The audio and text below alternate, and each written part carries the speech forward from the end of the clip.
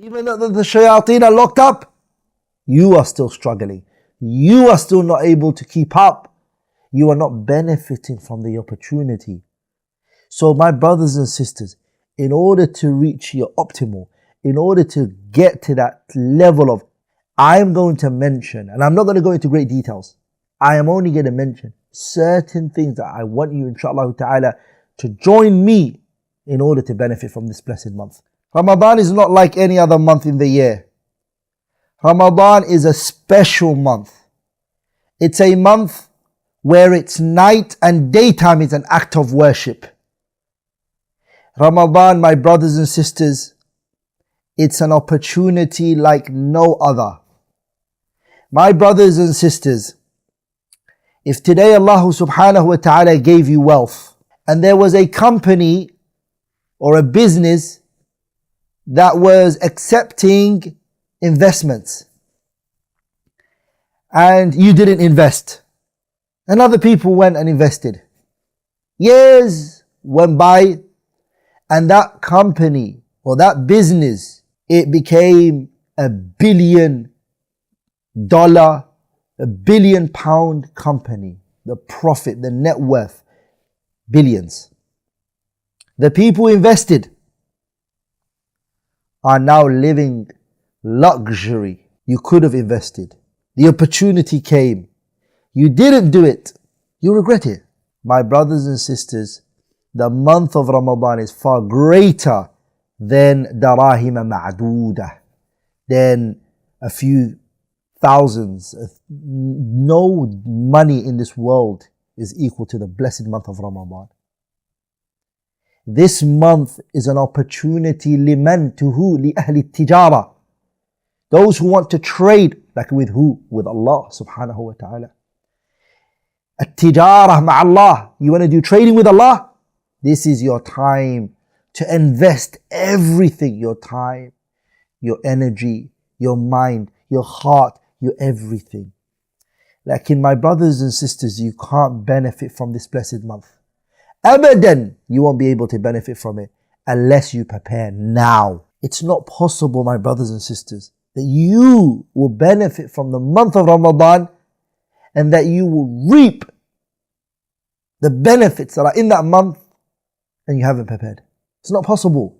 You need to start preparing now. You need to start doing certain things now in order to benefit from the month of Ramadan. Or guess what happens, my brothers and sisters? What happens is Ramadan comes and those bad habits that you had still there. So you're still slacking. You're still lazy. You're still, even though the shayateen are locked up, you are still struggling. You are still not able to keep up. You are not benefiting from the opportunity. So my brothers and sisters, in order to reach your optimal, in order to get to that level of, is preparing for that month of Ramadan. Months ago, preparation is needed, my brothers and sisters. Preparation is needed in order to benefit from this fursa, this opportunity. I am going to mention, and I'm not going to go into great details, I am only going to mention certain things that I want you, inshallah ta'ala, to join me in order to benefit from this blessed month.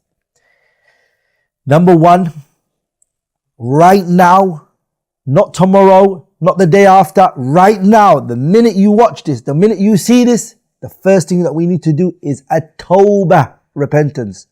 An-nasuh wa kathratul istighfar, asking Allah for forgiveness, repenting, cleaning our record from sins, shortcomings, going against Allah's commands, falling into Allah, the things Allah prohibited from us subhanahu wa ta'ala. Now what we need to do is what? We need to ask Allah for forgiveness. Istighfar, astaghfirullah, and tawbah. A man came to Hassan al-Basri. And he told him, he said, Ya Aba Sa'id, this was the kunya of Hassan al-Basri. He said to him, Ujahizu tahuri, I prepare my water in order to do wudu in the morning, at night time for my qiyamul layl. I get my water ready.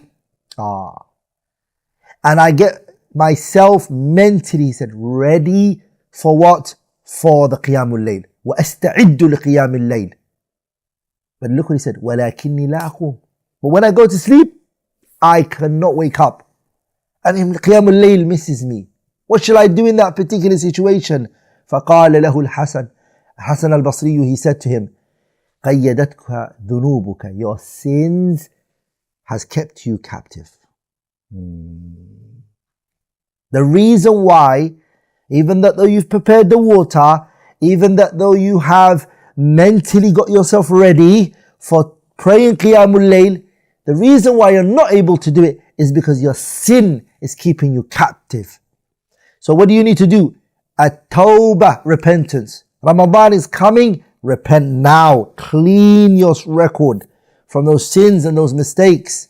Na'am wallahi brothers. Al-dhunub wal-ma'asi. Sins, what are they? They are sababun lihirmanin min kulli khairin. And Ramadan is not a month you want to come in with sins. It's a month that you, inshallah ta'ala, want to benefit from it in every single possible way.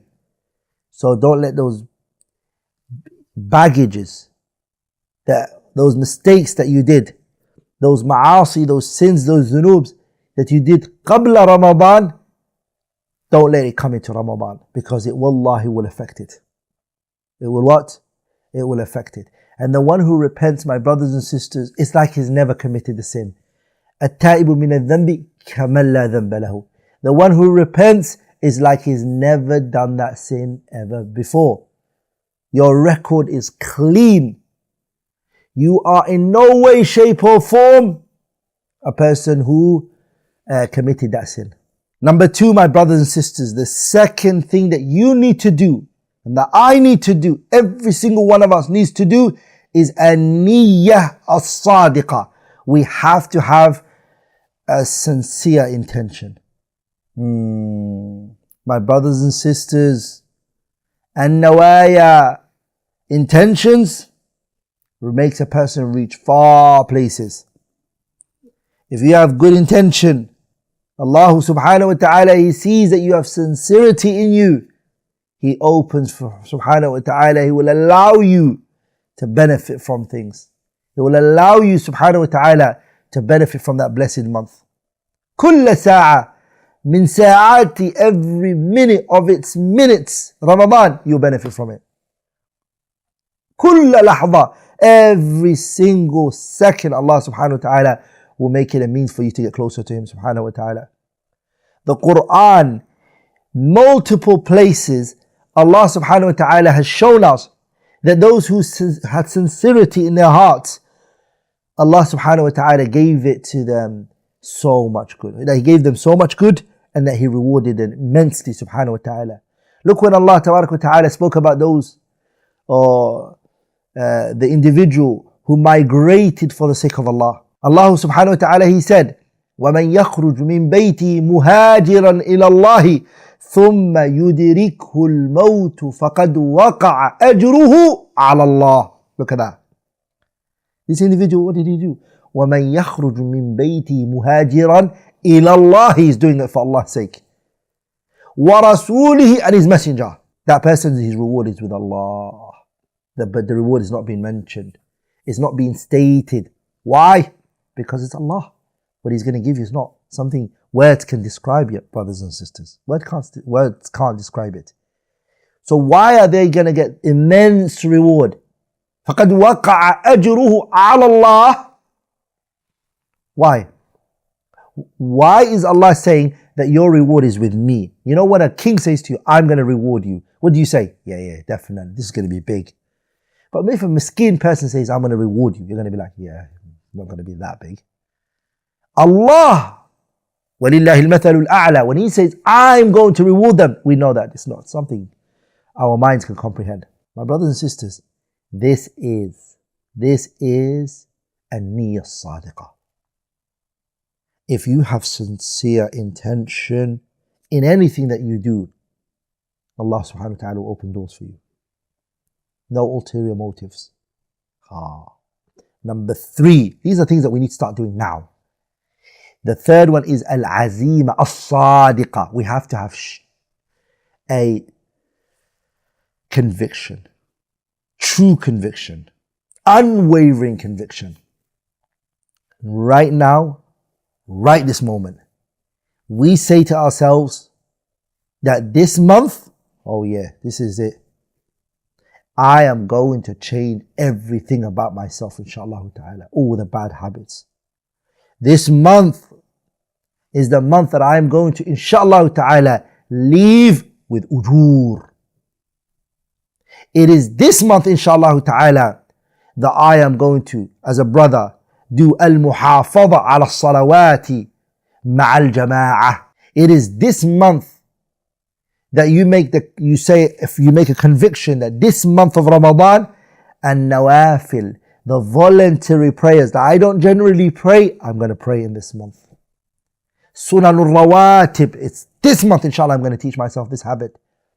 It is in this month you make that conviction where I'm going to connect myself with the book of Allah subhanahu wa ta'ala, the Quran, and I'm going to look at it, and I'm going to contemplate on it, and I'm going to benefit from it. It is in this month I'm going to do it. You also make a conviction in this month you're going to try to, inshallah ta'ala, do umrah, and you're going to come to the house of Allah, or you're going to go to the house of Allah subhanahu wa ta'ala. It is in this month that you say to yourself, with the conviction, unwavering conviction, that you are going to remember Allah, that you're not going to engage in conversation with your family or individuals like that and waste your time with that. This month is going to be a dhikr, remembrance, luzumu dhikri, consistently remembering Allah when you're driving, when you're standing somewhere and you're waiting for some things in a line, a restaurant, or whatever it may be. What are you going to do? A dhikr. When you're climbing the staircase in your house, you get dhikr. When you're coming down, the dhikr. وهكذا. It is in this month you make azima sadiqa, unwavering conviction that you're going to do i'tikaf in the house of Allah subhanahu wa ta'ala. All of these things goes under the concept of azima, conviction. Another way to benefit or prepare for the month of Ramadan is at-tafarrugh min ashghal ad-dunya. A lot of you guys are workers, and you take 1 month, you got 1 month in the year, 1 month in the year where you holiday. وهكذا. What do? You use that for the month of Ramadan. You close. If you have a business, that month of Ramadan, just close it. If you can, of course, financially. You're fasting and you're reading Quran and you're engaged in the dhikr, وهكذا. And at night time, qiyamul layl, tarawih, وهكذا. So, at-tafarrugh min ishtighal ad-dunya, matters related to the dunya, close it. Busy yourself with what? At-ta'at al-kathira. Also, silatul arham, ties of kinship. Ad-da'wah, calling the people to the good. Salawat, praying, Quran, and all the good deeds that we mentioned. You busy yourself with that. Dunya, close it, lock it for that month. That's again, of course, if you're able to do so. If you're able to do so. If it's going to financially harm you, you've got a family, you've got commitments, then of course, la shakka wa la raib, without a doubt, then you have to observe that and you have to take care of that. Also, from the ways to prepare for the month of Ramadan is to learn the ahkam related to fasting. This month of Sha'ban, there are a lot of asatidah. There are a lot of teachers. There are a lot of mashayikh. There are a lot of people of knowledge who are going through what? Ahkam al-siyam. The ahkam related to what? Al-siyamu. The rulings related to fasting. You need to go out of your way and sit down in these halaqat and learn about the ahkam al-siyam. The mufattirat, what are the things that break your fasting? You need to study this in great details. Because why? This is a knowledge that affects you. And anything the scholars mention, which you are going to do, you have to have knowledge of it. This is called ilmul hal. It's a knowledge that you actually need right now. And to be ignorant about it If it's due to negligence, you're not going to be excused for it. You're not going to be excused. Is it because it's due to negligence, you're not going to be excused. Meaning there is lessons going on about ahkam al-siyam, and guess what? You're doing things that go against the fasting. You're doing things which nullify your fasting, for instance. You have intimacy, but you say, I didn't know. I just thought you can't eat or drink. But your local area, your local masjid, in your locality, there are lessons going on by so many different teachers are teaching ahkam al-siyam, and you're not going and you're not studying. What does that say about you? What it says is that negligence, careless. It is also, brothers and sisters, connect yourself. If there is in your locality any masjid that teaches tafsir muyassar, a basic tafsir. Because when the salah, you're praying, Taraweeh, you want to basically understand what the Quran is talking about. Because Ramadan is what? Shahrul Quran. It's the month of the Quran. If you didn't get the opportunity in the month of Ramadan, outside before the month of Ramadan, like Sha'ban or whatever it may be, you didn't get the opportunity to look at the tafsir of the Quran, then guess what? You can every day the Taraweeh that is led by the Imam, that one juz in which he reads, that one juz in which he leads with or he teaches. What do? You look at it. You look at the tafsir. Or you ask your teacher to go through it with you, so that when you go to, inshallah ta'ala, the Taraweeh, you can enjoy it and appreciate it, inshallah ta'ala. Another way to prepare is ad-du'a. The way that you can benefit from Ramadan is by begging Allah to give you the ability to benefit from Ramadan. Allah is the one who owns this month. He is the one who can give you the ability to do ta'ah. He's the one who can put barakah in your time. So what do you need to do? You need to knock on His door, Allah subhanahu wa ta'ala. فَطْرَقْ بَابَ الْكَرِيمِ. Knock on the door of the generous, Allah subhanahu wa ta'ala, before the month of Ramadan enters. Beg Him subhanahu wa ta'ala. Humble yourself. Ask Him, Oh Allah, give me the ability to benefit from this month. Say, Allahumma waffiqna لطاعتك. Oh Allah, give me tawfiq to obey you. Say, Allahumma ja'alna khayra man yaghtanimu mawsim Ramadan wa baqiyat al-haya. Oh Allah, make us those who benefit from this season of Ramadan and every other time in the year. Beg Him subhanahu wa ta'ala. Say, Allahumma aslih lana sha'nana kullah. Oh Allah, perfect all of our situation. Perfect it for us. Make it good. ولا تكلنا لأنفسنا طرفة عين ولا أقل من ذلك. And oh Allah, do not let us be in charge of our own selves. Do not give us or do not make us responsible over ourselves, even for a split second. Don't neglect us, oh Allah, and leave us to ourselves, even for a split second, because wallahi we're going to harm ourselves. We need you, oh Allah. When you knock on that door, you beg Him subhanahu wa ta'ala, and He's the one who said, وَقَالَ رَبُّكُمُ ادْعُونِي أَسْتَجِبْ لَكُمْ إِنَّ الَّذِينَ يَسْتَكْبِرُونَ عَنْ عِبَادَتِي سَيَدْخُلُونَ جَهَنَّمَ دَاخِرِينَ. That dua that you made, inshallah ta'ala, is going to be accepted. Inshallah.